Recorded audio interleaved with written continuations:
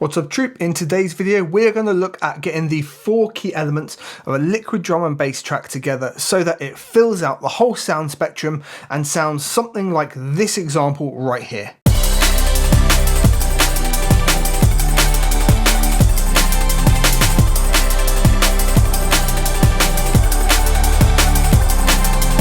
If you want to grab this template and work off of it, it will be available to download, linked below. But how do we get to that stage? Well, the first thing we're going to look at are the drums. Let's hide everything away. Boop. So when you're looking at your drums, you want to really be filling just a few key areas. You can fill the sub or kind of the low end area, depending on what kind of sound you want to go for. The snare wants to be sort of 1 octave up from wherever the kick is. And then you're going to have a hi-hat or shaker or something to sit right up in the top end. And then maybe a little shuffle or a tom sound that sits in between the snare and the hi-hat. So in the example here, we've got this very, very simple break. And you can hear all those different elements doing exactly that. Now in this track, I've got another version of this. Here we can see the kicks filling up the bass and sub-bass range. And it's a really noisy kick, so it's got some high end that comes through as well and some noise, right? Our snares fill the space in between that as well as the high end. And the reason for this, in the high end, we can have lots of overlapping frequencies without becoming too crowded. But the other ranges, they kind of need their own separation. Now when we introduce all of the different highs, we can see they flash up at key points in between the other sounds. So we're filling up that whole spectrum using those key elements. If you want a more detailed breakdown on building up drum and bass breaks, there is a dedicated tutorial which I will link on the screen or down below.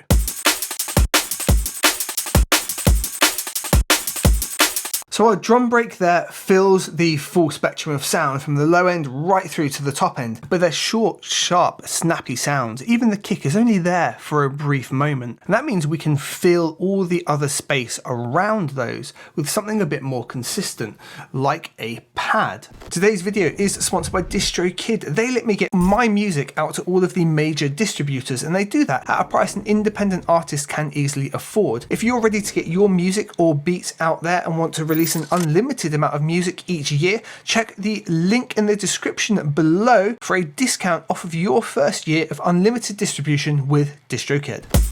So our sampled drum break sounds like this.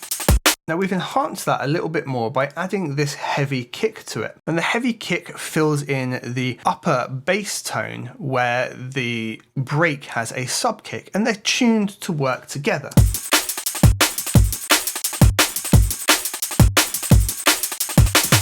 Now it's a bit loud in this example, I've over-exaggerated it, but realistically we'd maybe balance it more something like this.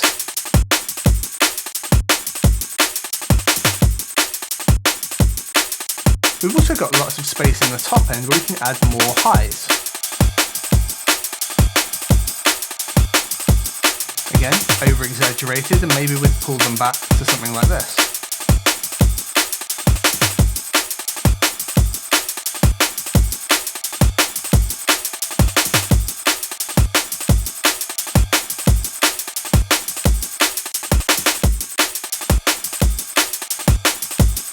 Now we had that space in the real top end to have those cymbals really shimmering off and moving around. And we had that space between the kick and the snare that we could put that extra kick in. A pad sound is generally going to fill most of the spectrum. If we open up the channel EQ here, we can see it's really harmonically rich, spreads right the way through, and even in the low end that we've rolled off, there's content there. And we can utilize chords to make this an even more detailed and complex sound, which is what we've done here. And we've used some of the most fundamental tricks really in producing a chord sound that you'll find in electronic music. For example, if you wanted to build out a big, thick, lush sound that always works, there's kind of 2 techniques that you can use. Let's make ourselves a new patch here, and we'll just do a very simple 2 bars. So the 2 tricks that you can use, if we say lead off the C, and we'll keep this in C major, so it's all going to be the white notes, but you can translate this trick to any of the keys.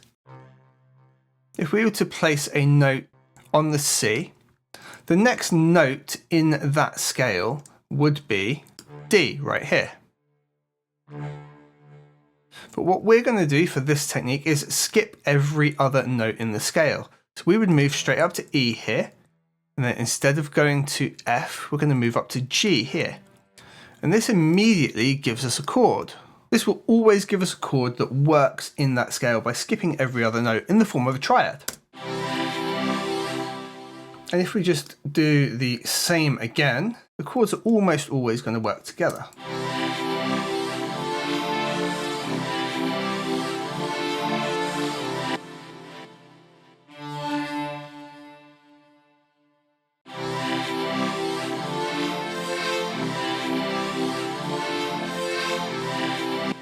You can then start getting a little bit more complex and maybe taking, say, your top note and dropping it an octave.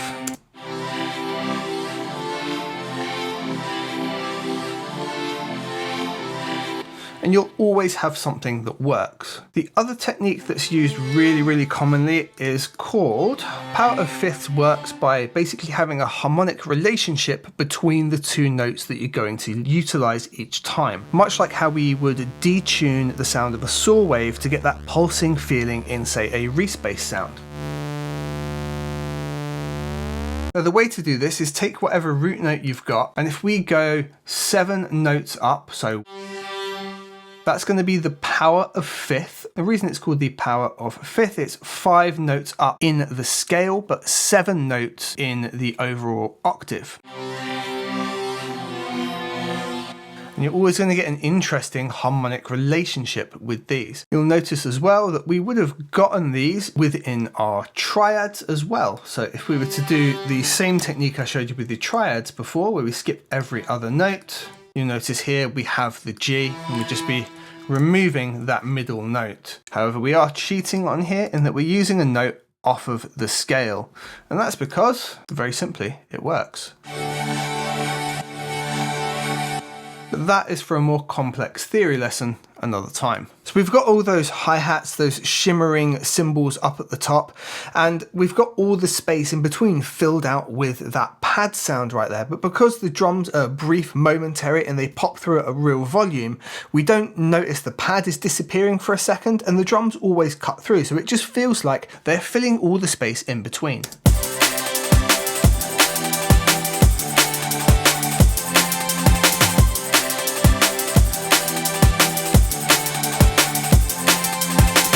But you may have noted when it had the EQ up, well, all of this low end isn't being used. And this low end is where that punchy kick hits and where our sub kick hits as well. It's filling in that space down there, and that is still dedicated to just those drums. For now, we can fill that space in between the drums out with something else.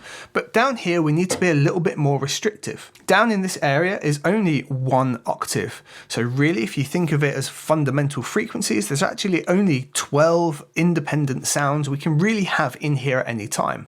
If a bass has lots of harmonics, it's filling out a lot of space. And if we have 2 kicks in there, filling out 2 of those harmonic spaces as well, well, we're reducing that space and overcrowding very quickly. So something like a pad, I don't tend to allow any of the low end to be in there if we want the bass and kicks to really be able to shine through. So here is our bass line.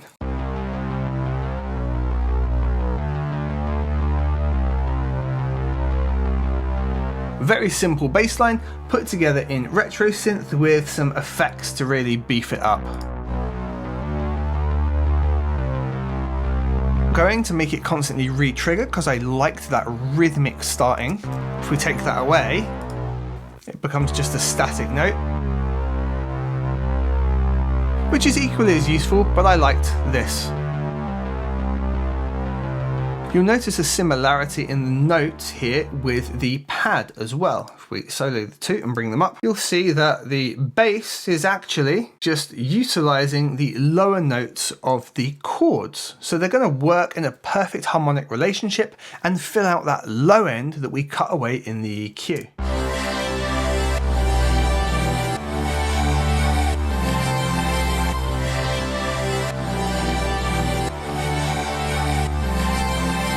So So they are immediately not fighting with each other. And on the bass itself, well, there's not that much extreme high end, which is where our hi-hat and shakers are sitting, our cymbals, and a lot of the pad sits up in this range as well. And in the case of the bass, the extreme subby low end is rolled away as well. Let's have a look. So there's nothing here in our chords.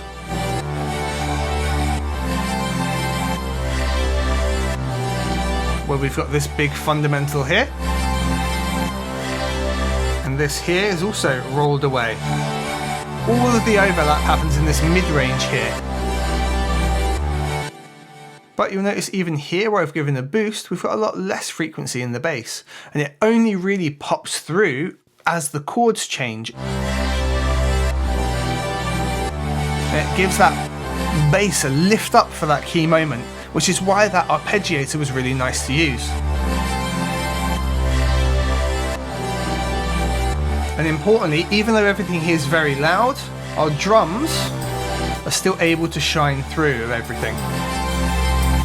Remember how those hats and cymbals seemed really loud before? Well, now they're a bit more in the balance, aren't they? The kick still has its space here, and here comes the break.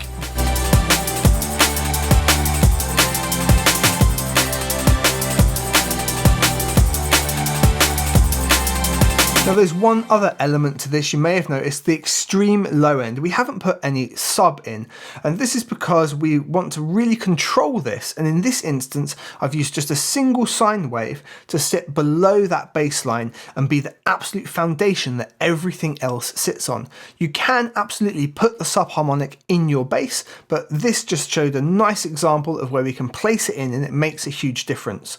This is real sub frequency, so to hear it you're going to want a good set of monitors, maybe a sub or a decent set of headphones to get an idea of what's going on here. And just here I've got something called the sub, which very simply is nothing but the extreme low end. And it fills out just this subby area here. That's just the pure, unadulterated sub-sine weight. Here we are with just the bass in. Let's take the sub away. Hopefully you felt that big weight drop.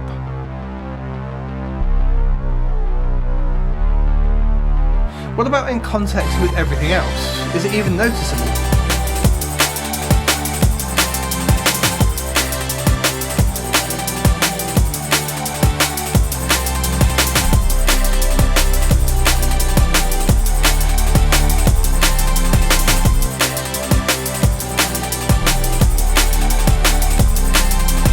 To me and my headphones, that adds the absolute fundamental weight that everything else is sitting on.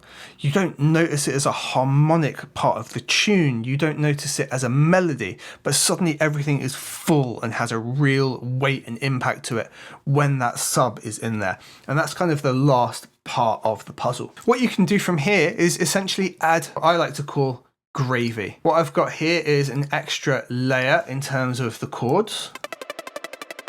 That makes an arp, another chord layer and a choir, and a lead melody for the second part.